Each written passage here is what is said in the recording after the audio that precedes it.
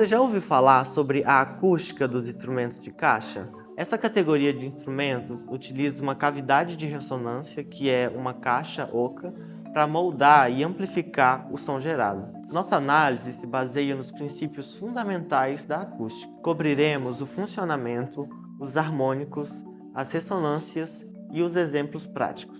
O funcionamento envolve a transdução acústica, onde o instrumento converte a vibração inicial em projeção sonora, que é a primeira etapa física para a criação do som em instrumentos como o cajón.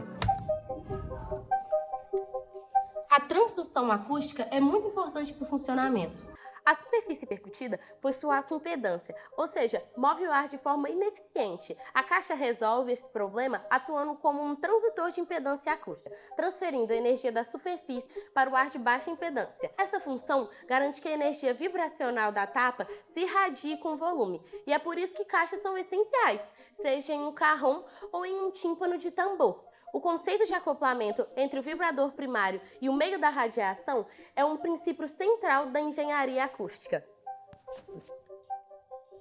Bom, então, agora eu vou falar sobre os harmônicos, que são responsáveis pelo timbre no som, ou seja, pelo som característico de cada instrumento. No caso do cajón, quando a gente bate na tapa do cajón, que é a parte da frente de madeira, ele não vibra de um único modo, ou seja, de um modo simples. Ele vibra de vários modos diferentes ao mesmo tempo. E esses modos geram as frequências. Essas frequências são chamadas tanto de harmônicos quanto de subtons. E esse conjunto é o que gera o timbre no som.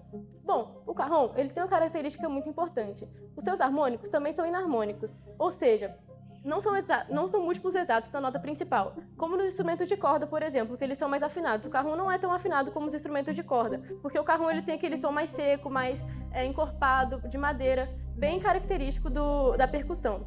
Além disso, a caixa de ressonância do cajón também tem um papel fundamental, porque ela amplifica e filtra o som, diminuindo alguns harmônicos e exaltando outros. Como, por exemplo, quando a gente bate na parte central do cajón, o som que sai ali é um som mais grave, os harmônicos são mais graves, porque a placa toda ali, aquela tampa toda do cajón, ela vibra, então faz com que o som fique mais grave. Mas quando a gente bate em uma das bordas, o som que sai é um som mais agudo, porque somente as partes menores do cajón vibram. Ou seja, esse conjunto de som que escutamos quando tocamos no cajón, na verdade é um conjunto de vibrações da placa, da placa do cajón e também da ressonância de ar dentro do cajón. Então, a ressonância ela é o princípio da ampliação do volume.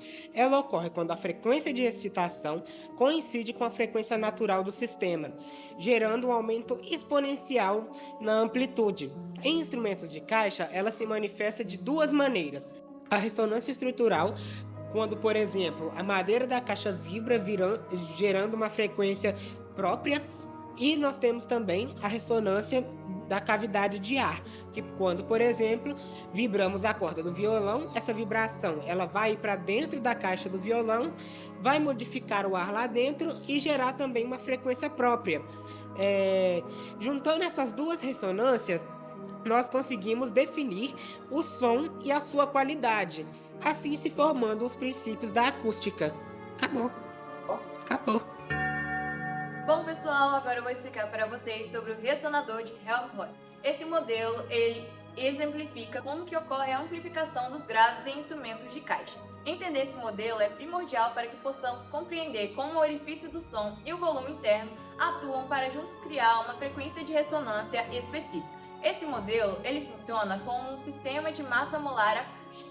A área interna, onde fica o ar contido, é visto como uma mola elástica comprimida. Enquanto isso, o gargalo orifício, onde ocorrem as trocas de ar, ele funciona como a massa do sistema.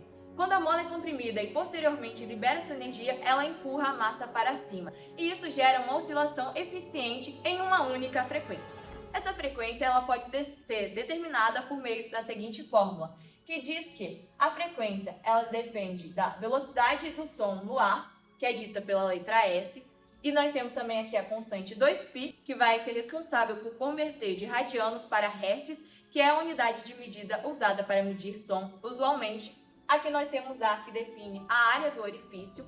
Nós temos L', que determina o comprimento de forma mais específica do gargalo, tratando da espessura e do raio. E aqui nós temos o V, que determina o volume do próprio instrumento em si. Assim, por meio dessa fórmula, nós podemos ver uma relação clara que, para tornar a frequência ainda mais baixa, é necessário aumentar o volume ou diminuir a área do orifício. Compreender o sistema de Helmholtz é fundamental para os instrumentos de caixa, uma vez que ele é responsável por sintonizar os graves no carrom, é o princípio físico que rege o volume de sustentação e também a questão do limite de baixa frequência em instrumentos de corda como o violão. Ele também é responsável por determinar o tom exato e sintonizar eles nos tubos da marimba e do xilofone. Dessa forma, esse sistema ele atua como um transformador universal, transformando o que era oco em uma potência sonora. Dessa forma, ele atua limitando a baixa frequência por meio desse estudo, e nós também podemos compreender esse sistema, e além disso ele é responsável por criar um design eficiente e transformar a acústica do instrumento ainda melhor.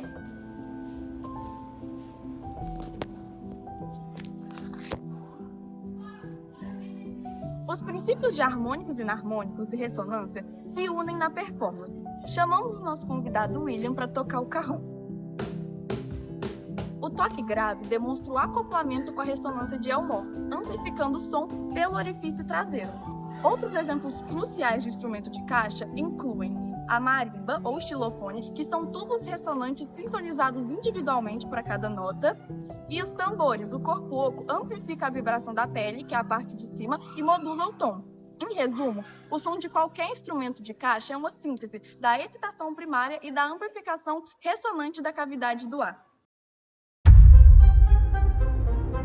Bom, agora nós vamos exemplificar melhor para você tudo o que a gente falou até agora, através de um experimento chamado ressonador de Helmholtz, que consiste basicamente nessa estrutura aqui, no qual nós temos 2 litros. No nosso experimento a gente usou descartáveis, mas não precisa ser necessariamente de plástico. O que importa é que eles precisam ter essa estrutura mais oca, assim, um funil e um bico, que vai ser muito importante para a física que nós estamos trabalhando acontecer de fato. E também nós vamos precisar de uma caixa de som muito potente, que vai emitir uma frequência específica para que a física ocorra. No caso, cada litro tem uma frequência específica, então a gente precisava ir atrás da frequência dos litros que nós utilizamos. E como nós fizemos isso? Nós pegamos, sopramos a boca do litro dessa forma, desse jeito o litro iria ter uma vibração. Nós captamos ela com um microfone, jogamos em um aplicativo de áudio e com isso nós conseguiríamos detectar as ondas sonoras que foram geradas. A partir daí, nós contamos quantas ondas tinha e dividimos pela fração de tempo de áudio captado. Desse jeito, nós chegamos a uma frequência de 104 Hz, que é a frequência que faria o litro girar. E aí, nós jogamos esse áudio para uma caixa de som e penduramos os descartáveis num fio de nylon preso ao teto. Dessa forma, ele ficaria meio que flutuando. E aí, a frequência gerada pela caixa de som iria fazer o litro vibrar. E com a vibração, o ar que está dentro da cavidade mais oca do litro ia funcionar como uma mola.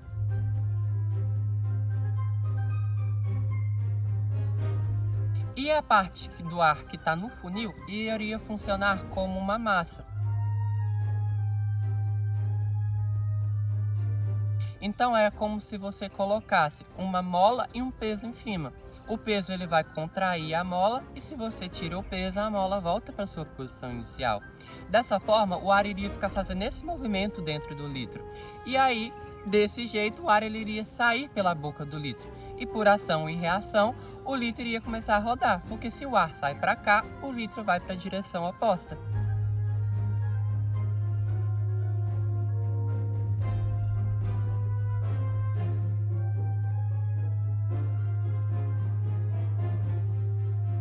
Então, na verdade, ele roda por efeito de ação e reação gerada pela vibração específica causada pela caixa de som.